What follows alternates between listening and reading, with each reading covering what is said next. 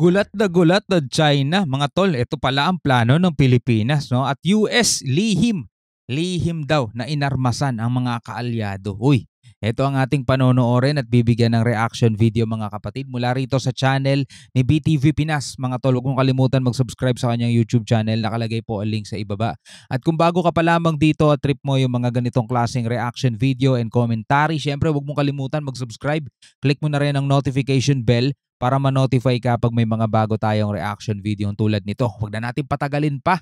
Total wala na rin naman tayong hinihintay na. Panoorin na natin to, mga kapatid.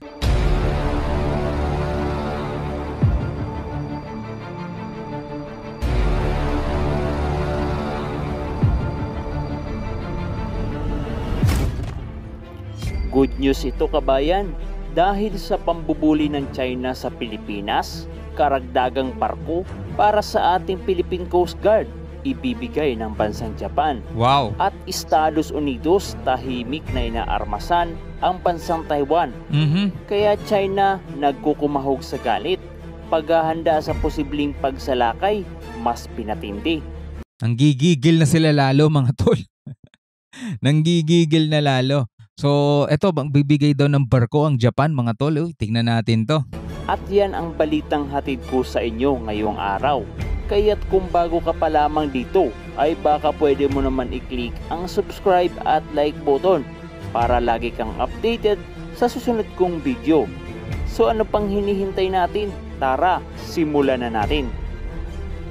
Ayon sa inilabas na pahayag na ang bansang Japan ay magbibigay ng 5 barko para sa Philippine Coast Guard. Ang bansang Japan ay published November 5, 2023, mga tol, no?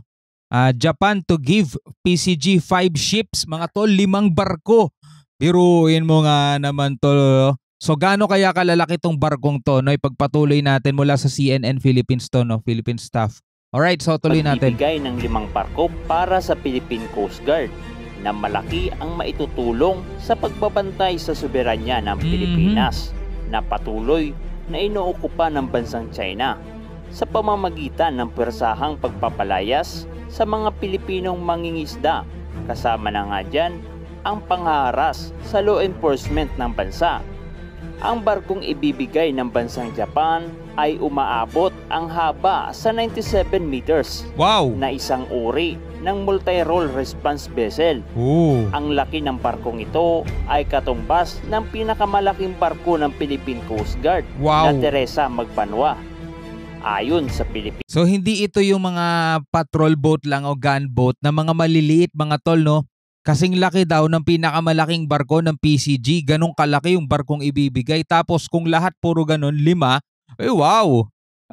Medyo ano tayo niyan, ha? Umaangat-angat tayo niyan, no? Philippine Coast Guard ay malaki ang maitutulong nito upang maipatupad ang mandato at hindi lamang sa maritime security o sa West Philippine Sea dahil meron pang border sa Southern Philippines, Eastern Philippines, maging internal activities na nangangailangan ng malalaking barko at dito magagamit ang barko na ibibigay ng bansang Japan. Ayos. At malaki din ang maitutulong nito sa humanitarian response.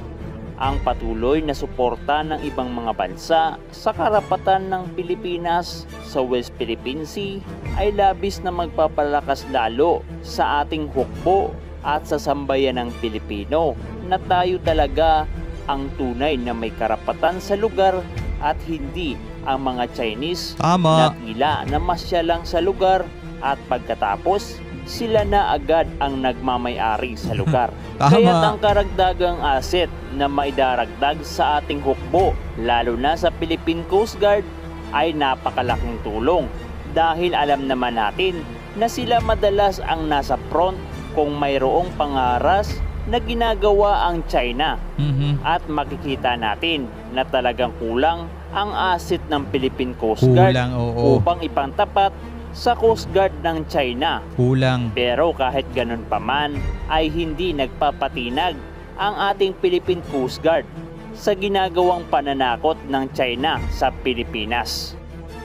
Sa madalas na pangaras ng China sa Pilipinas, tanong ng ilan nating kababayan, bakit hindi na lang umano gamitin ang mga Navy ship o warship upang itaboy ang mga incheck na pumapasok ng iligal sa ating teritoryo. Ayon sa ating Philippine Navy, ang paggamit ng gray ship o warship ay lalo lamang na magpapalala sa sitwasyon Tama. sa bahagi ng West Philippine Sea.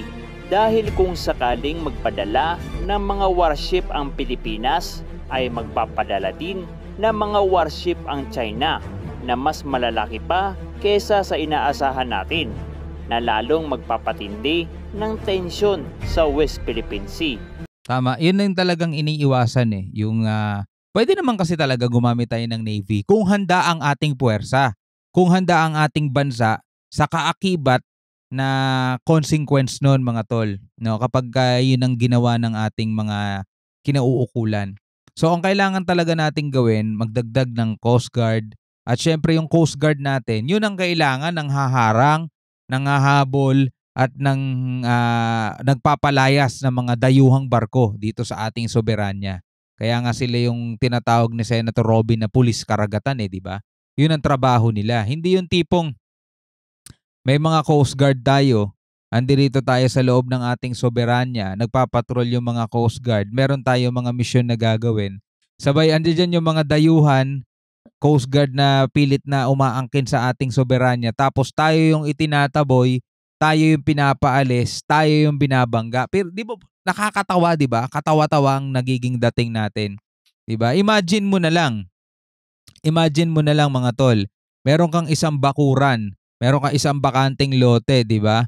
Naglagay ka ng mga guard, tapos biglang may mga dumating na mga illegal settlers. Di ba yung mga guard mo pa ang pinapaalis nila? Di ba yung mga guard mo pa yung itinataboy nila at hinahabol nila mga tol? Nakakatawa ka nun, di ba? Ganon ang nangyayari ngayon sa soberanya natin. Hanggang diplomatic protest pa lang ang nagagawa natin. Pinaka mainam na solusyon sa ngayon. Pero syempre hanggang kailan? Yun ang laging tanong At sa mga nakikita nating engkwentro ng Philippine Coast Guard at China ay tila hindi lumalaban ang Pilipinas. Ito ay upang hindi tumindi pa ang hidwaan ng dalawang bansa na kahit gusto nang gumanti ng ating hukbo ay hindi nila maaaring gawin. Tama. Dahil posibleng maging hudyat ito ng isang malawakang digmaan. Kaya't ang 5 barko na ibibigay ng bansang Japan ay posibleng malaki ang maitutulong upang mapigil ang plano ng bansang China, kahit hindi man ito mapwersa ang China na umalis sa Pilipinas.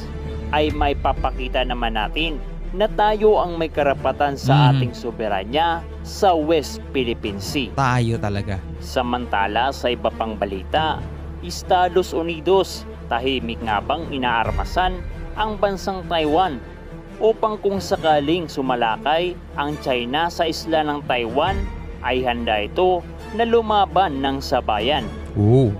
Nang pumirma kamakailan si US President Joe Biden ng $80 million para sa Taiwan para sa pagbili ng mga kagabitang militar, ang hakbang na ito ng Estados Unidos ay labis na tinututulan ng bansang China. Subalit tinitingnan ito ng isang observer bilang mababang antas sa pagiging moderno.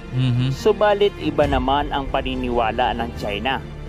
Ang Taiwan ay mayroon ng naunang mga asset na binili sa Amerika na umaabot ang halaga nito sa $14 billion na kagamitang pang-militar.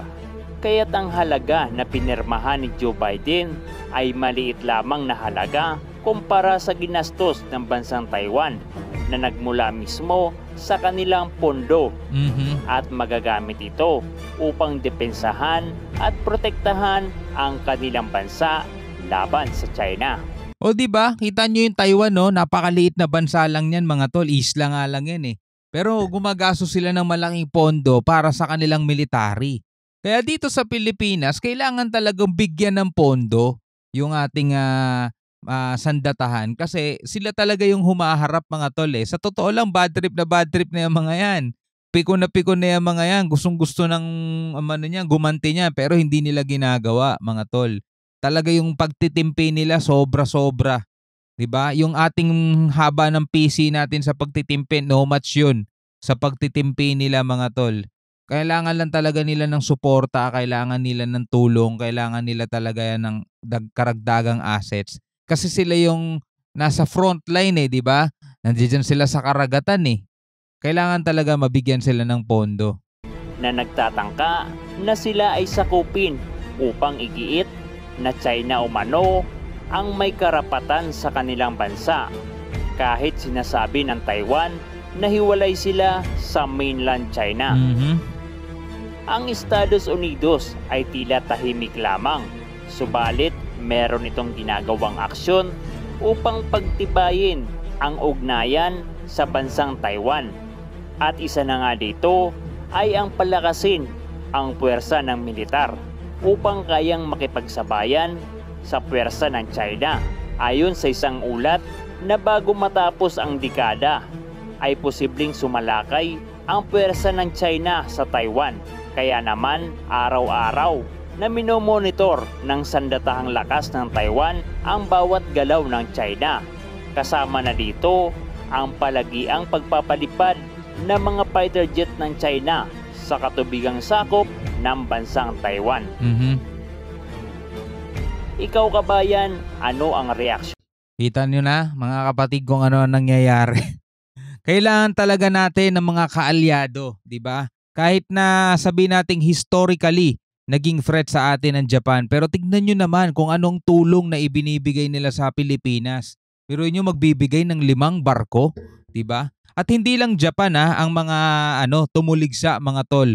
Ang kumikilala sa Pilipinas bilang nagmamay-ari ng West Philippine Sea. Napakaraming mga bansa mga tol ang talagang tumuligsa at kumastigo rin dito sa China, lalong-lalo na dito sa nakaraang galaw nila, dito sa nakaraang movement nila. Ito, meron tayong isang balitang panonoorin mga tol mula rito sa UNTV. Ito, US, Australia, iba pang bansa binatikos ang panibagong aksyon ng China sa Ayungin Shoal, di ba? Yung sinasabi natin na yung China naniniwala silang soberanya nila yun, sila lang ang naniniwala dun. Wala na, lahat ng mga bansa, lahat ng karamihan ng mga bansa, mga tol, ay sumasang-ayon sa international law at doon sa naging hatol, doon sa Court of Arbitration. No? Tuloy natin to, panoorin natin.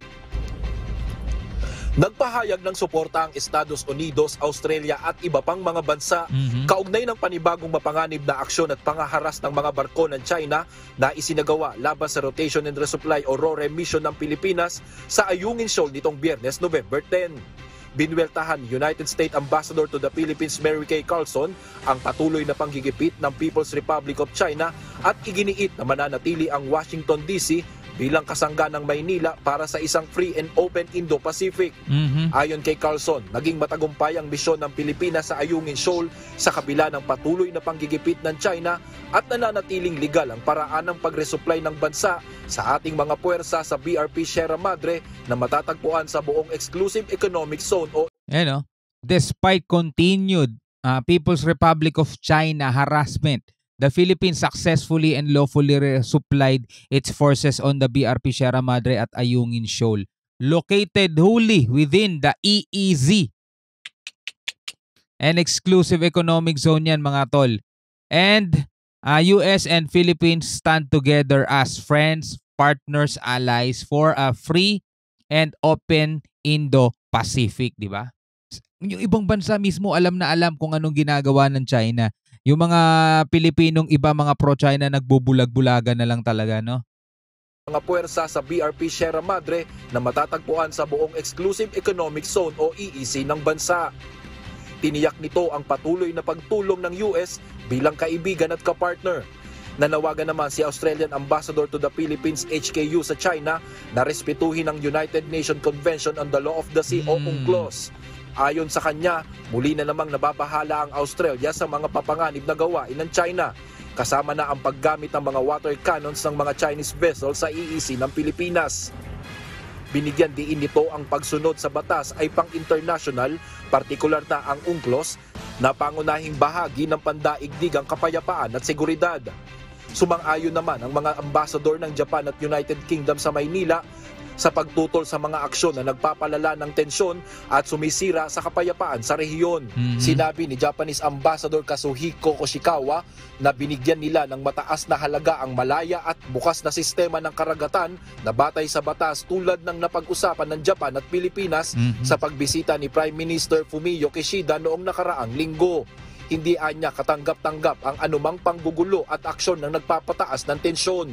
Samantala, pinuna naman ni United Kingdom Ambassador Lori Bowfields ang hindi ligtas na gawain ng China na naranasan ng mga sasakyang pandagat ng Pilipinas sa kanilang misyon sa Ayungin Shoal.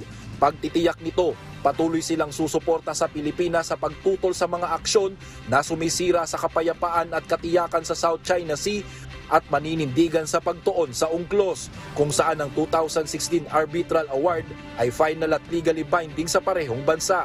Yan yung pinanghahawakan natin mga tol yung 2016 Arbitral Award. Kaya hindi natin pwedeng alisin yung credits dyan, no, sa administrasyon ni Pinoy mga tol, kahit na hindi tayo makadilaw mga tol, pero hindi natin pwedeng alisin yung credits na yan sa administrasyon niya kasi sila yung nagpasa niyan.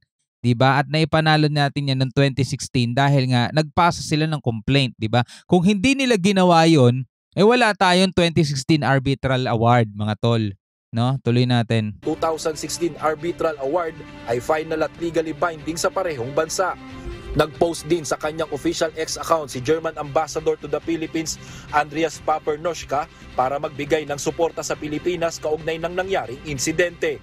Kabilang din sa mga sumuporta ang European Union at ang bansang the Netherlands sa ating posisyon at karapatan. Grabe, no? Ipinrotesta na ng Pilipinas ang pinakahuling insidente at sa kasalukuyan ay umaabot na sa 125 ang bilang ng diplomatic protest laban sa China mula nang magsimula ang Administrasyon Marcos.